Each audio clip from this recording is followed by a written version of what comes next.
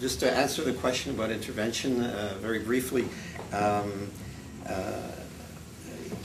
you know, I think that if a country takes upon itself the moral righteousness to intervene, it has to be morally righteous. It has to really be, you know, in a position to be able to do this. I think historically we could argue, retrospectively, that there may have been some instances historically where we would say, yes, there seems to be justification to intervene.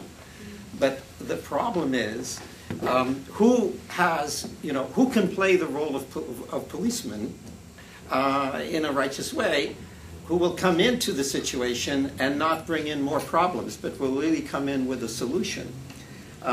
It's interesting, so I really share the skepticism of my colleagues on the panel who say that intervention, we really need to ask ourselves very critically.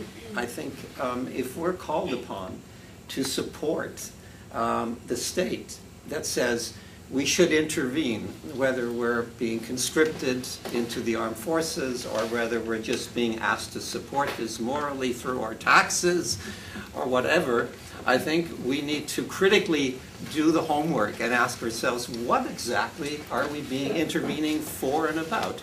And, you know, as I say to my students always, there's no shortcut to doing thorough research. We need to do this research ourselves, folks. Everybody has to do this, right?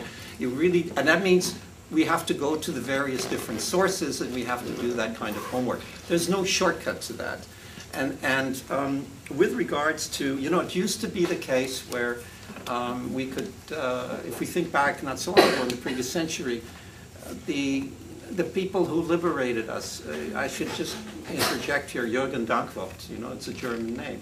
My father was German ambassador to Canada. I grew up in coming to this country in the shadow of what Germany had done in the 1930s. And of course, I was sensitized, and maybe that's part of the reason, if I were to do some self-analysis, why am I involved in anti-war work and so on? Why do I work with war resistors? Why am I involved with the War Resistors Support Campaign?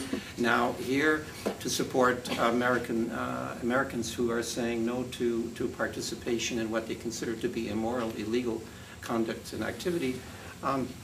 When I look back at this, I have to say, yes, okay, we had the Allies who came and liberated the concentration camps, didn't they? But it is the same country and the same allies, or some of the same allies, whose Vice President of the United States has quoted, and this was Cheney, who said, who's now arguing why torture is perfectly okay in certain cases. So this is where I come back to my question about who has the moral sanction to intervene. If you have a vice president who says, first of all, well, waterboarding isn't really torture, and then tries to rationalize it further by saying, you know, we saved lives, which is blatantly false. And it goes against, by the way, I'm also a student of criminology and sociology, so it goes against all the social research that we have and all the research in criminology that we have.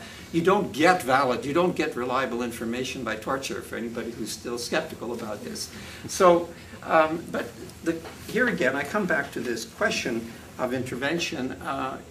Who can we then depend on? Who can we then turn to intervene if indeed we're convinced that there are some situations where intervention is called for? Turning to the United Nations, because that's where my father's last position was at the UN, I would say, and this speaks to your point about the UN, well, we really, I think, need an international force. And I would say that that international force has to be under the auspices, not of one country, even if it is the strongest, the strongest one on the block, so to speak, and takes upon itself the role of policeman of the world. It needs to be in the hands of an international body. And we only have right now the UN to work with and its various organizations. However, there needs to be reform within the UN, and I certainly agree with your point that in the Security Council we have a real problem, and that is that the veto in the Security Council as it exists now basically renders that body in some ways helpless, and this is also why some countries won't do more in terms of promoting the UN. But if you had an international force, and if the other countries were to say, well, you know, this is the only way we can really justify intervention, I think that would be an answer. With regards to the UN, I think there is a solution, but that lies in the hands of the General Assembly, which has to have the right to overturn a bloc within the Security Council, and it's only then, I think, that we can see more realistically how that body could move forward and then provide us with an intervention where really we need one. One last thing I want to say about intervention. When I say we need to look at critical sources and do our homework, that should include, very much so, those people who've been to the front, if there's already war going on, the veterans who are coming back, the soldiers who've come back and who've given testimony about what's going on the front lines. We're not on the front lines. We get our information mediated through the media. We don't really know. But when these people come back, as they have during the Vietnam War, as they have now during the Iraq War, Winter Soldier, the testimonies that are out there, this is, and you can find this on the internet if you just Google Winter Soldier, to listen to the testimony of the soldiers about the abuses and so on. I think that is part of the information that we need to take into account when we make our decision, am I going to be for or against military intervention?